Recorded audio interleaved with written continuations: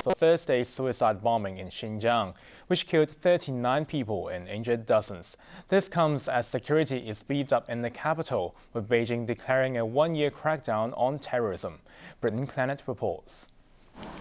Beijing police are making their presence felt across the capital in a show of force state media says is aimed at deterring terrorist attacks. Hundreds of officers have been deployed in the city's tourist hotspots. The entire police force has been told to remain on standby in case they're needed, and the ones already on duty are told they must be ready to reach the scene of any incident within a minute. ATV's film crew spotted some officers equipped with video cameras to film any suspicious activity.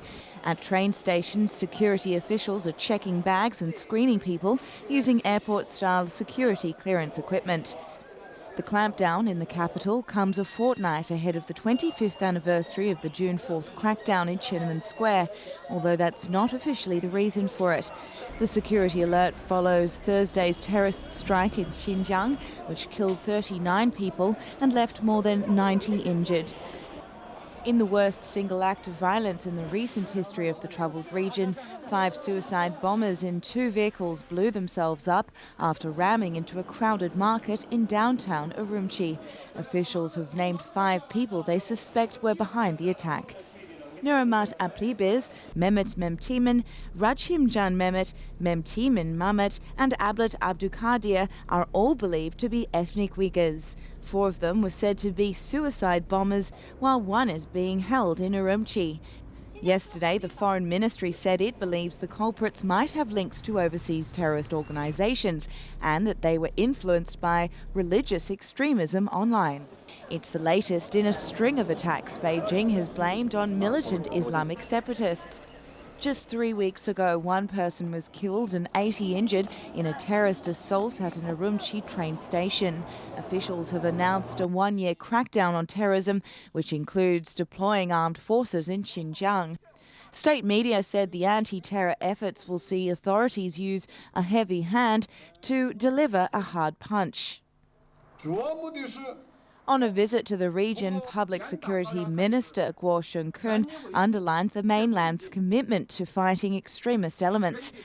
He also inspected police tactical units on the street and attended a ceremony with other officials to mourn the victims of the attack.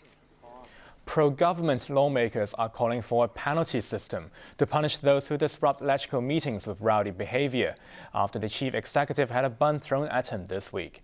But electrical President Yeung says he doubts it would be an effective deterrent. Anne-Marie Sim reports. For the first time in Hong Kong's history, the chief executive's question and answer session had to be cut short after radical lawmaker Albert Chan threw a bun at Leung Chun-ying. The Radicals' rowdy protest, which also involved some abuse being yelled at Hong Kong's leader, has prompted pro-government lawmaker Wong Kwok-hing to suggest setting up a penalty system, whereby councillors who engage in extreme behaviour in the chamber get penalised. The Federation of Trade Unions legislator suggested deducting the offending lawmakers' pay or barring them from attending meetings for a certain time period as punishment. Wong believes such antics in the chamber detract attention away from the actual issues being discussed. LegCo chief Tsang Yok-sing, however, doubts that penalising elected councillors would be an effective deterrent. I'm not sure the council has the power to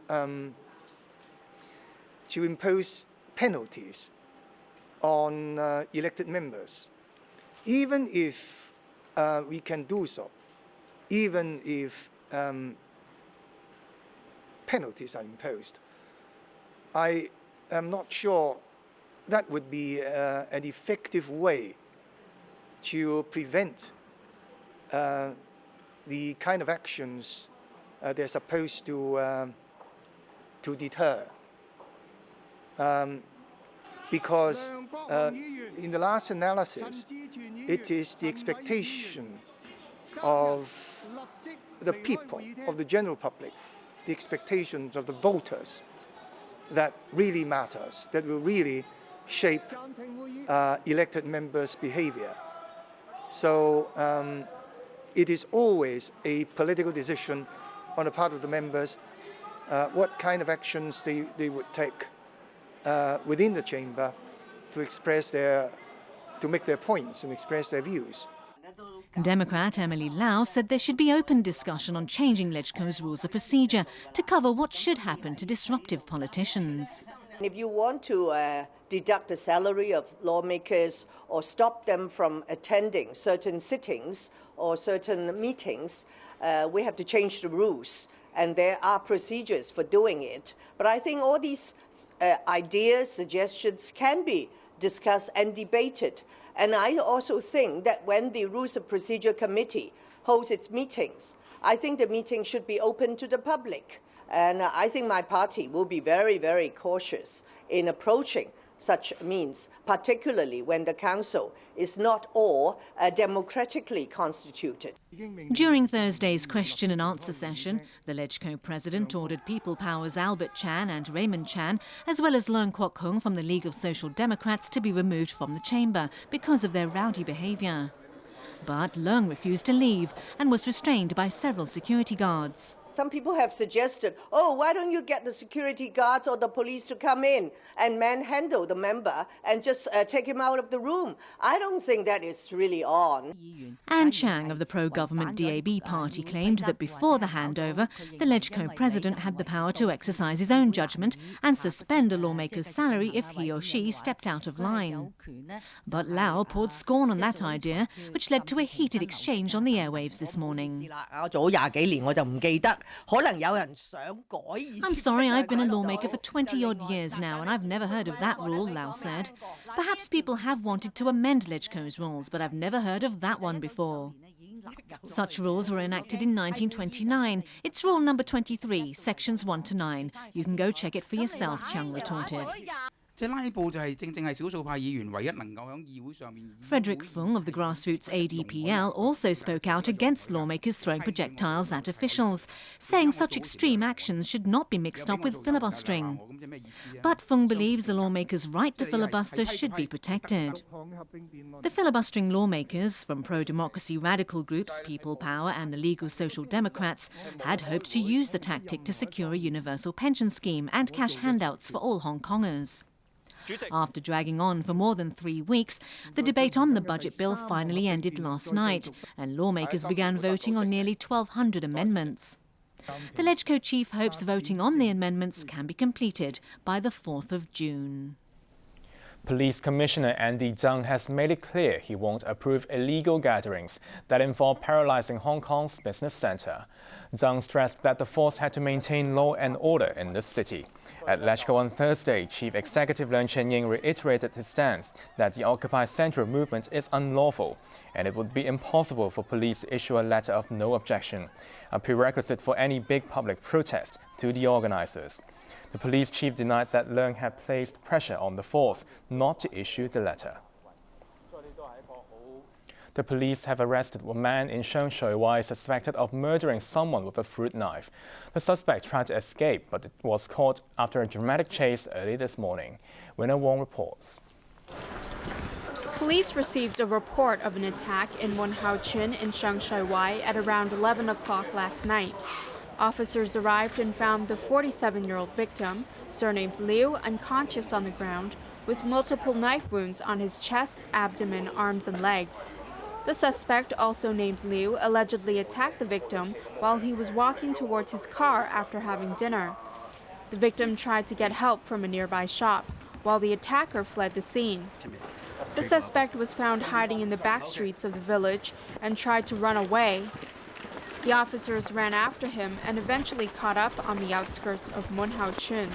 Police say the suspect had bloodstains on his clothes and was carrying a fruit knife in his bag. The victim was the owner of a garage in Lok Ma Chau, while the attacker is unemployed. Both live in Mun Hau Chin and were known to have held grudges against one another for a long time. Villagers say they were often seen arguing and fighting. Tai Po's District Crime Squad is investigating. Winner Wong, ATV News. Villagers in Ta Kwu protested against the government's poultry quarantine facility today, saying they weren't consulted about the project. Dozens of villagers from Ping Che Chun sat on the roads surrounding the building site, blocking traffic to the area. They want guarantees that they won't be affected if there is an outbreak of bird flu, and that traffic won't become too congested due to the facility. The villagers left late after talking with the police. Health Chief Yeung later appealed to the villagers for understanding and assured them the facility is designed to affect them as little as possible.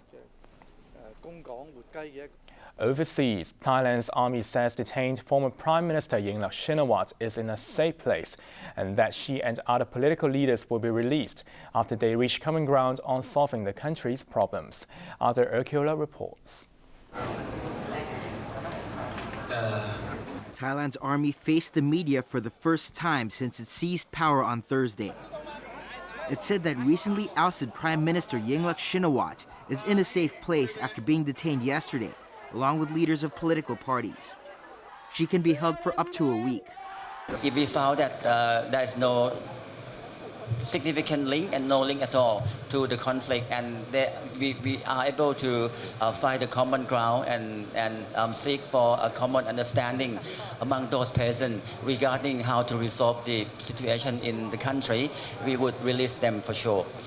The army insists it only seized power because it had to, and usually tries to stay out of politics. We try to stay away from the politics. We believe that political conflict should be solved by using political means or political measures. However, it didn't work. That's why we have to be here. The army also promised that although it can use all kinds of measures to deal with protesters, it will only take necessary action. Under this Martial Law Act, we are allowed to use all kinds of coercive measures to deal with the protester. But as mentioned earlier, that we enforce only some section in the law. A tiny anti-coup rally was held in Bangkok. 100 or so protesters voiced their opposition to the military's move outside a shopping center. They want the military out of office and called for elections. Organizers said they plan to hold more protests every day the military is in power.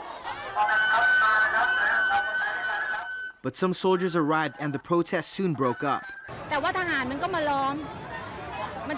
This woman complained that they weren't allowed to speak their minds and accused the soldiers of being brainwashed. But there were signs of things returning to normal elsewhere in the city, following months of street protests. Aside from dispersing protesters, the military has banned gatherings of more than 5 people, censored the media, and imposed a 10 p.m. to 5 a.m. curfew. Soldiers have been keeping close watch on roads, leading in and out of the capital. Cleaning staff cleared up the area where red shirt protesters had camped out before being kicked out yesterday. Arthur Urquiola, ATV News. At least 8 people have been killed in severe landslides and floods following days of heavy rain in Guangdong province. And in other news from the mainland, Taipei has expressed shock at yesterday's bus accident in Fujian province, in which at least 7 Taiwanese tourists were killed. Here's Britain Clannett. There was chaos as rescue officials tried to pull survivors from a bus which toppled into the Julong River in Fujian province at around noon yesterday. The bus carrying 26 passengers, most of them Taiwanese tourists, was travelling from Hua'an to Xiamen in heavy rain when it fell through a bamboo forest and plunged into the river.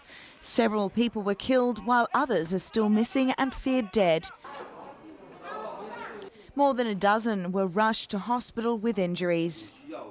Taiwanese President Ma Ying-jeou said he was greatly concerned about the incident and said his government would monitor the situation in case